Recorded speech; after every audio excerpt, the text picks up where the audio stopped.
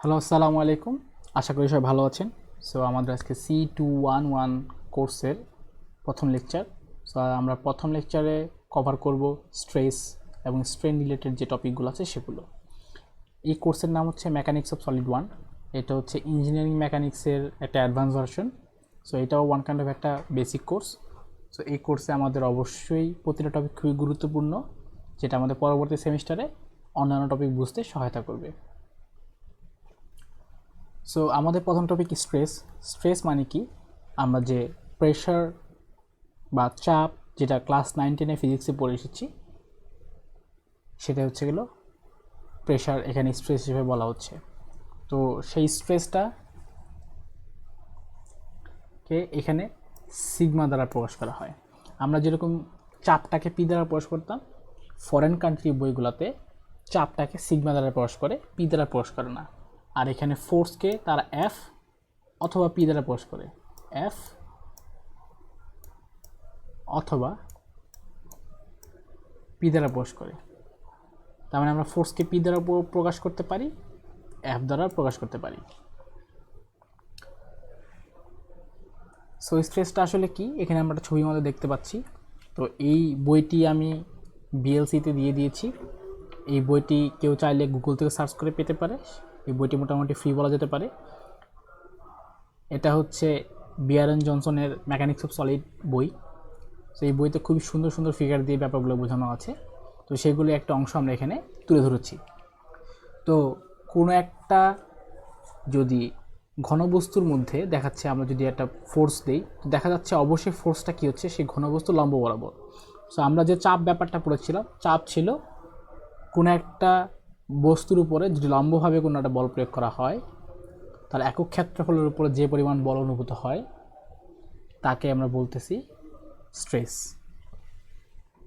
বা আমরা যদি ঐকিক নিয়মে চিন্তা করি জিনিসটা, যে এ পরিমাণ ক্ষেত্রফলে যদি আমার পি পরিমাণ বল হয়, তাহলে একক ক্ষেত্রফলে জিনিসটা কি হবে, পি বাই এ।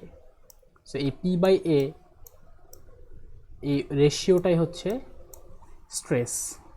এই রেশিওটাই হচ্ছে আমাদের স্ট্রেস। সো স্ট্রেসটাকে আমরা সিগমা দ্বারা প্রকাশ করি। এখানে দেখা যাচ্ছে সিগমা সমান সমান P by A. So stress ব্যাপারটা কি সেটা আমরা যদিও অলরেডি আগে থেকে জানি, তো এখানে আমরা এই ব্যাপারটা আরেকবার দেখে নিলাম। সবসময় যেদিকে বল প্রয়োগ করা হয় তার লম্ব বরাবর যে ক্ষেত্রফল, সেটা নিয়ে সবসময় কাজ করতে হয়। এটাকে বলা হয় স্ট্রেস। সবসময় কি লম্ব বরাবর ক্ষেত্রফল নিয়ে কাজ করতে হয় এমন কি কোনো বাধাধারা আছে? না, সেটা আমরা একটু পরে দেখতে পারবো। সবসময় যে লম্ব বরাবর ক্ষেত্রফল নিয়ে কাজ করতে হবে এটা না। তো সবসময় লম্ব বরাবর ক্ষেত্রফল নিয়ে কাজ করলে এই স্ট্রেসটাকে বলা হয় নর্মাল স্ট্রেস। আমরা যে বাংলায় বলি লম্ব, তার ইংরেজি শব্দ হচ্ছে বলা হয় নর্মাল।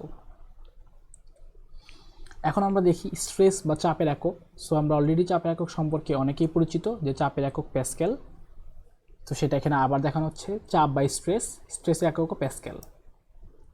সো স্ট্রেসকে আমরা প্রকাশ করি নিউটন পার মিটার স্কোয়ার দ্বারা, আর নিউটন পার মিটার স্কোয়ারের মানে আমার প্যাসকেল অনুরূপ। এখন আমরা এই এককের আরও কিছু রূপান্তর দেখি। 1 kPa মানে হচ্ছে 1 কিলো প্যাসকেল। এটাকে আমি লিখতে পারি 10 কিউব প্যাসকেল। আমাদের এই কনভার্সনগুলো মাথায় রাখতে হবে, যেটা আমাদের পরবর্তীতে ক্যালকুলেশনে সহায়তা করবে। অথবা 10 cube newton per metre square আমরা লিখতে পারি, কারণ প্যাসকেল যে কথা, নিউটন পার মিটার স্কোয়ার একই কথা।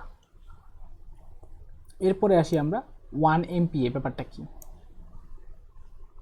1 MPa মিন্স 1 মেগাপ্যাসকেল। 1 মেগাপ্যাসকেল মানে কিলো প্যাসকেলের 1000 গুণ। সো 1000 ইন্টু 1000 করলে কত আসবে, 10⁶ প্যাসকেল বা 10⁶ newton per metre square. Similar যদি আমরা গিগা প্যাসকেলে যাই, আমরা জানি গিগা প্যাসকেল মেগাপ্যাসকেলের 1000 গুণ। তো 10⁶কে আমরা যদি 1000 দ্বারা গুণ করি তাহলে পাবো আমরা 10⁹ প্যাসকেল বা 10⁹ মিটার স্কোয়ার। তো এখানে যে এককগুলো গেল সবগুলো আসলে এসে এককে। এছাড়া আমরা অন্য একটা একক দেখার চেষ্টা করি যে এককটা মাঝে মধ্যে লাগে। এখন আমার এমন হতেই পারে, আমি যে স্ট্রেস ক্যালকুলেশন করব, স্ট্রেস সমান সমান জানি আমি ফোর্স বাই এরিয়া। সো ফোর্সের একক কিন্তু আমার এখানে পাউন্ডে আসতেই পারে, এলবি। আমি এখানে লিখলাম এলবি, পাউন্ড। আর এরিয়া আমার আসতে পারে ইঞ্চি স্কোয়ারে। এরিয়া আমার আসতে পারে ইঞ্চি স্কোয়ারে। তো তখন আমার এককটা কী দাঁড়াবে, তখন এককটা দাঁড়াবে পাউন্ড পার ইঞ্চি স্কোয়ার। পাউন্ড এলবি দাগ ইঞ্চি স্কোয়ার, যেটা অনেকটাই আমার নিউটন পার মিটার স্কোয়ার অনুরূপ দেখা যাচ্ছে। এখন নিউটন পার মিটার স্কোয়ারকে যেহেতু প্যাসকেলে লিখতে পারি আমরা, সেরকম পাউন্ড পার ইঞ্চি স্কোয়ারকে আমরা লিখতে পারি PSI, short form PSI. So 1 PSI যে কথা, 1 পাউন্ড পার ইঞ্চি স্কোয়ার একই কথা। যেমন 1 প্যাসকেল মানে 1 newton per metre square, 1 pascal যেহেতু 1 নিউটন পার মিটার স্কোয়ার, ঠিক একইভাবে 1 পিএসআই সমান সমান 1 পাউন্ড পার ইঞ্চি স্কোয়ার। সো আমরা পিএসআই নামক ব্যাপারটা নতুন বুঝতে পারলাম। অবশ্যই এই টাইপের কোর্সগুলো করার সময় আপনার খাতা নিয়ে বসবেন, যাতে করে আমরা যা যা বলছি সেটা আপনি নোট ডাউন করতে পারেন। সো পিএসআই কথাটা স্লাইডে বলা নেই, সো আমি যে স্লাইডটা প্রোভাইড করব সেখানে আপনারা হয়তো সেটা পাবেন না, সেটা লিখে রাখবেন কষ্ট করে। সো আমরা একক সম্পর্কে ব্যাপারটা একটা আইডিয়া পেলাম। এবার দেখি, আমরা বলেছিলাম যে সবসময় যে আমার লম্ব বরাবর এরিয়া নিয়ে কাজ করতে হবে এমন কোনো কথা নেই। এখন স্ট্রেস কয় প্রকার সেটা দেখি। স্ট্রেস আসলে 3 ধরনের হয়, তো মূলত 2 ধরনের আমরা এখানে আলোচনা করব। এর কিছু কিছু জিনিস যারা ইন্টারমিডিয়েটে ফিজিক্স ছিল তারা জানবেন। সো একটাকে বলা হয় নর্মাল স্ট্রেস, আরেকটাকে বলা হয় shear stress. So normal stress, shear stress জিনিসটা দেখলাম, এখন প্রশ্ন আসতে পারে কোনটা আসলে কীরকম। আমরা কিছুক্ষণ আগে যে সংজ্ঞাটা পড়েছি স্ট্রেসের, সেটাই হচ্ছে নর্মাল স্ট্রেস। তো নর্মাল স্ট্রেস সম্পর্কে বেশি কিছু বলার নেই। নর্মাল মানে লম্ব বরাবর যে কোনো একটা তলের উপর লম্ব বরাবর বল প্রয়োগ করার ফলে যে স্ট্রেসটা আমরা পাই বা যে চাপটা অনুভূত হয় তাকে বলা হচ্ছে নর্মাল স্ট্রেস। কিন্তু প্রশ্ন আসবে যে শিয়ার স্ট্রেস জিনিসটা কী। তো শিয়ার স্ট্রেস জিনিসটার মধ্যে এখানে সুন্দর মতো আমরা বুঝতে পারবো। নর্মাল স্ট্রেস ব্যাপারটা ছিল কি, আমি যেদিকে ফোর্স প্রয়োগ করব তার পারপেন্ডিকুলার এরিয়া মানে তার লম্ব বরাবর যে ক্ষেত্রফল সেটা নিয়ে কাজ করতে হয়। মানে আমি ফোর্স দিচ্ছি এই বরাবর, তার মানে আমি ক্ষেত্রফল হিসাব করবো এইটা, এদের মধ্যবর্তী কোণ অবশ্যই কী হতে হবে 90 ডিগ্রি।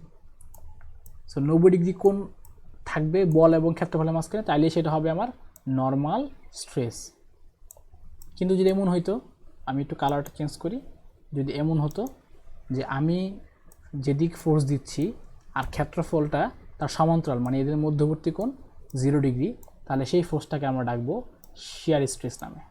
এখানে বলা হচ্ছে যে প্ল্যান মানে যে অঞ্চল বা ক্ষেত্রফলটা সেটা হবে কি প্যারালাল, ফোর্সের প্যারালাল, ফোর্স যেটি কাজ করবে তার প্যারালালি কাজ করবে মানে সমান্তরালে কাজ করবে মানে 0 ডিগ্রি। তার মানে লম্ব বরাবর কাজ করলে একে বলা হবে নর্মাল স্ট্রেস, আর সমান্তরাল হিসেবে কাজ করলে তাকে বলা হবে শিয়ার স্ট্রেস।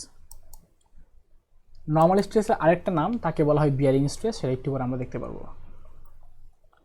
সেখানে আমরা একটা ফিগার দিয়ে দেখার চেষ্টা করতেছি যে আসলে নর্মাল স্ট্রেস জিনিসটা কি এবং শিয়ার স্ট্রেস জিনিসটা কি। দেখতেই পাচ্ছি একটা সিলিন্ডারের লম্ব বরাবর বল প্রয়োগ করেছি, সেটাকে বলা হচ্ছে নর্মাল স্ট্রেস। আর যদি আমরা এই সিলিন্ডারের তলের সমান্তরাল দিচ্ছি এই বরাবর যদি দেই, তাহলে তাকে বলা হচ্ছে শিয়ার স্ট্রেস। আশা করতে পারছি শিক্ষার্থীরা এখানে নর্মাল স্ট্রেস এবং শিয়ার স্ট্রেস ব্যাপারটা বুঝতে পেরেছে।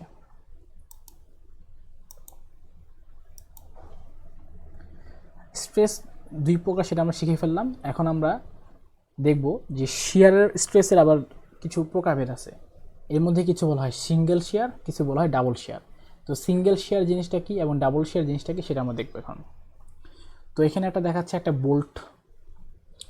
সো এই বোল্টের মধ্যে যদি কোনো ধাক্কা আসে, ফোর্স আসে, কারণ এই বোল্টটা তো অবশ্যই কোনো একটা অবজেক্টকে আটকে রাখছে। সো যদি একটা মাত্র প্লেট এটাকে আটকে রাখা হয়, তাহলে এখানে যেটা হবে সেটাকে বলা হবে সিঙ্গেল শিয়ার, মানে একটা মাত্র ফোর্স এখানে কাজ করছে। আর নর্মাল স্ট্রেসকে আমরা প্রকাশ করতাম সিগমার দ্বারা। মাথায় রাখতে হবে শিয়ার স্ট্রেসকে আমরা প্রকাশ করব টাও দ্বারা, বা টর্কের যে সিম্বল টাও সেটা দ্বারা আমরা করবো অনেকটা পেঁচানো টি লেখার মতো, এরকম টি লেখার মতো।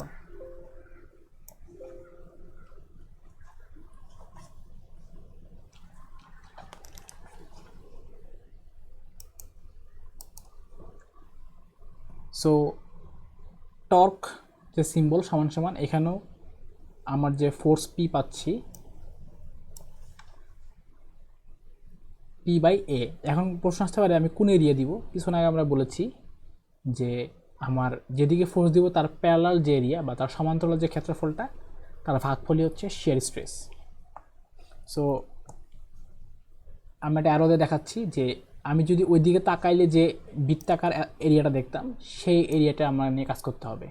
এটাই হচ্ছে সেই এ, আমরা সেই এ নিয়ে কাজ করতে হবে। তাহলে বোল্টের এই এরিয়াটা অবশ্যই বৃত্তাকার।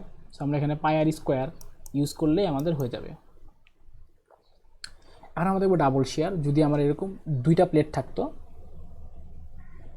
এইভাবে কানেক্টেড থাকতো, তাহলে এই শেয়ারটাকে বলা হবে ডাবল শেয়ার। বা সুন্দর মতো এখানে দেখতে পাচ্ছি যেখানে একটা ফোর্সের কারণে এখানে এই নীল কালারের দুইটা প্লেটের জন্য এখানে আমার দুইটা ফোর্সে ডিভাইড হয়ে যাচ্ছে, মানে একটা প্লেটে ধাক্কার জন্য এখানে দুইটা ফোর্সে ডিভাইড হয়ে যাচ্ছে। মানে এখানে একটা ফোর্সের জন্য এখানে আমি দুইটা পি ফোর্স পাচ্ছি এটাকে আমরা। সো আমরা এখানে একটু সিম্পল ইঞ্জিনিয়ারিং মেকানিক্সটা দেখি। আমরা জানি এক্স অক্ষ বরাবর কোনো একটা বলের যোগফল সমষ্টি 0। সো এই বরাবর কাজ করছে এফ মাইনাস, কারণ অপোজিট ডিরেকশনে কাজ করছে আমার পি, তো আমি এফ মাইনাস পি বলতে পারি। তাহলে আমি এখান থেকে বলতে পারি আমার পি এর মান f/2 এর ইকুইভ্যালেন্ট বা f/2 এর সমতুল্য। মানে ওই প্লেটে যে ফোর্স আসতেছে সে ফোর্সের অর্ধেক আমার হবে পি। তাহলে আমি আমার যে শিয়ার স্ট্রেস যেটা শিখেছি সূত্র, সেখানে যদি অ্যাপ্লাই করি আমরা এখানে শিয়ার স্ট্রেস সূত্র যে আমি পি বাই এ যদি ইউজ করি, সো পি সমান আমি কী লিখবো f/2। তার মানে আসলে সূত্রটা হয়ে যাবে কি f/2a। তার মানে ডাবল শেয়ারের ক্ষেত্রে f/2a আর সিঙ্গেল শেয়ারের ক্ষেত্রে f/a, এই ব্যাপারটা কাজে লাগবে। সো এই জিনিসটাই আমি এখানে ডিটেলস বোঝানোর চেষ্টা করলাম।